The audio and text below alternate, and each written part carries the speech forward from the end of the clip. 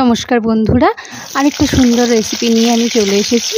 এটা হলো জ্যান্ত মাছের ঝোল। সাধারণত বাঙালি বাড়িতে এটা খুবই পছন্দের সবার। এর জন্য লাগছে আলু, বেগুন। আমি দেখো আলুগুলোকে কেটে পিস পিস করে ভেজে নিয়েছি আর মিক্সিতে মশলা করে নিয়েছি, যেখানে লাগছে আদা, জিরে, কাঁচা লঙ্কা এবং একটু শুকনো লঙ্কা।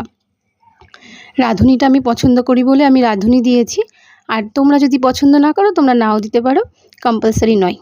এখানে দেখো আলুটা ভেজে নামানোর পর আমি বেগুনগুলো ভেজে নিয়েছি এবং এর আগে আমি মাছটাও ভেজে নামিয়ে রেখেছিলাম। এইবার মশলাটা কড়াইতে দিলাম। মশলাটা এবার একটু সুন্দর করে কষাবো। কষানোর পর খানিকক্ষণ মশলাটা কষে গেলে এতে লবণ এবং হলুদ স্বাদ মতো দিয়ে দেব এবং সামান্য একটু চিনি দেবো। চিনিটা না দিলেও পারো, যারা চিনি পছন্দ করো খেতে তারা দেবেন, নাহলে না দিলেও হবে। মশলাটা কষে গিয়ে দেখো কালারটা চেঞ্জ হয়ে গেছে।